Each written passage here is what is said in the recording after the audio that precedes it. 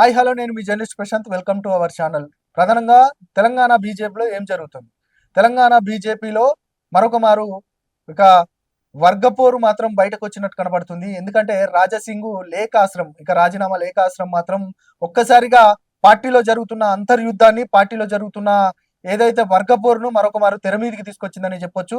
రాజాసింగ్ సంబంధించి గోల్కొండ జిల్లా అధ్యక్షుడిగా తాను సూచించిన అభ్యర్థికి ఇవ్వట్లేదు అనేది కూడా పార్టీ పైన ధిక్కార స్వరం చెప్తున్న సందర్భం కనబడుతుంది. నిజంగా నేను అనుకున్న వ్యక్తిని కాకుండా పార్టీ ఇంకా వేరే వారిని తీసుకొస్తే మాత్రం బాగుండదు అనేది అల్టిమేటం జారీ చేసిన సందర్భం. నిజంగా అట్లా వేరే వారికి ఇచ్చిన సందర్భంలో నేను రాజీనామా చేస్తా అనేది కూడా ప్రధానంగా ఆయన చెప్తా ఉన్నారు. ఆ రాజీనామా అస్త్రం ఇప్పుడు పార్టీలో లుకలుకలను, పార్టీలో వర్గపోరును మరొక మారు తెర మీదికి తీసుకొస్తున్న సందర్భం. ఇక కిషన్ రెడ్డికి అదేవిధంగా రాజాసింగ్ కి పచ్చగడ్డి వేస్తే బగ్గుమంటుంది అనేది కూడా పార్టీలో పెద్ద ఎత్తున చర్చ జరుగుతుంది.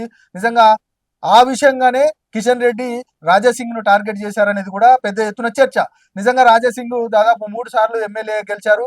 పార్టీకి సంబంధించి 2018లో ఇక తెలంగాణలో ఒక్క సీటు కూడా ఇక బీజేపీకి రాదు అన్న సందర్భంలో ఒకే ఒక్క సీటు రాజాసింగ్ రాజాసింగ్ గెలిపించుకున్న పరిస్థితి. ఇక పార్టీకి సంబంధించిన కొంత ఇమేజ్ ని కాపాడే ప్రయత్నం మాత్రం రాజాసింగ్ చేశారు 2018లో. ఆ తర్వాత మనం ఇప్పుడు చూసాం, దాదాపు 3 సార్లు నేను ఎమ్మెల్యేగా గెలిచినప్పటికీ కూడా నేను శాసనసభ పక్ష నేతగా నేను ఎందుకు సరిపోను అనేది కూడా పార్టీ అధిష్టానానికి ఒక సవాల్ విసిరిన సందర్భం కనబడ్డది రాజాసింగ్. నేను 3 సార్లు పార్టీలో ఉండి పార్టీ 3 సార్లు ఎమ్మెల్యేగా ఉన్నా కూడా నన్ను కాకుండా మిగతా పార్టీ నుంచి వచ్చిన వ్యక్తులకు అంటే శాసనసభ పక్ష బీజేపీ శాసనసభ పక్ష నేతగా ఎందుకు నియమించారనేది కూడా ఆయన క్వశ్చన్ రేజ్ చేశారు. అంటే కిషన్ రెడ్డి అధ్యక్షుడిగా ఉన్నాడు కాబట్టే నాకు పదవులు రావట్లేదు అనేది కూడా రాజాసింగ్ యొక్క క్వశ్చన్.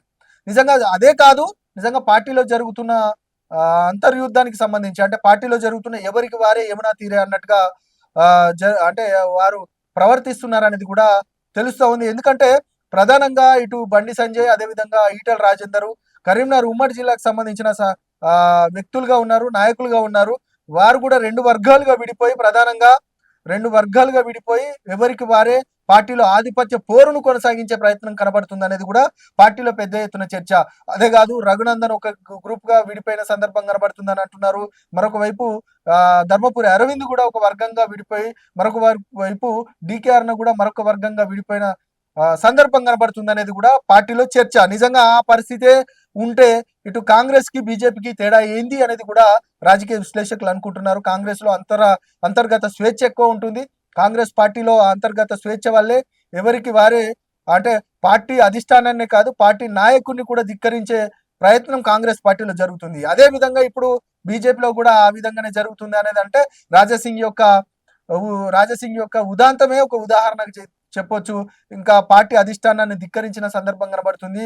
ఇక ఈ వర్గపోరుకు సంబంధించి ఏ విధంగా పార్టీ డిఫెండ్ చేయబోతుంది, అదే విధంగా పార్టీకి సంబంధించి 2028లో మేము ఖచ్చితంగా అధికారంలోకి వస్తామని చెప్తా ఉన్నారు.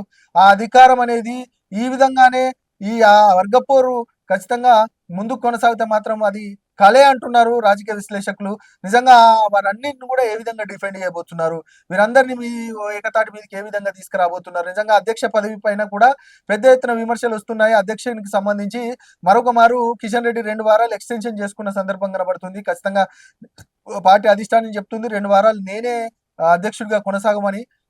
పార్టీ పైన కూడా కొంత సందిగ్ధత, అధ్యక్షుడి పదవి పైన కూడా కొంత సందిగ్ధత కొనసాగుతున్న నేపథ్యంలో కిషన్ రెడ్డికి సంబంధించి అదే విధంగా బండి సంజయ్కి సంబంధించి, అదే విధంగా ఈటల రాజేందర్కి సంబంధించి ఎవరైతే అధ్యక్షుడిగా పోటీ పడుతున్నారో వారంతా కూడా ఎప్పుడూ లేని పార్టీలో ఈ యొక్క అసలు ఈ కల్చర్ ఏంటి అనేది కూడా ఒక క్వశ్చన్ రేజ్ చేస్తున్న సందర్భం కనబడుతుంది.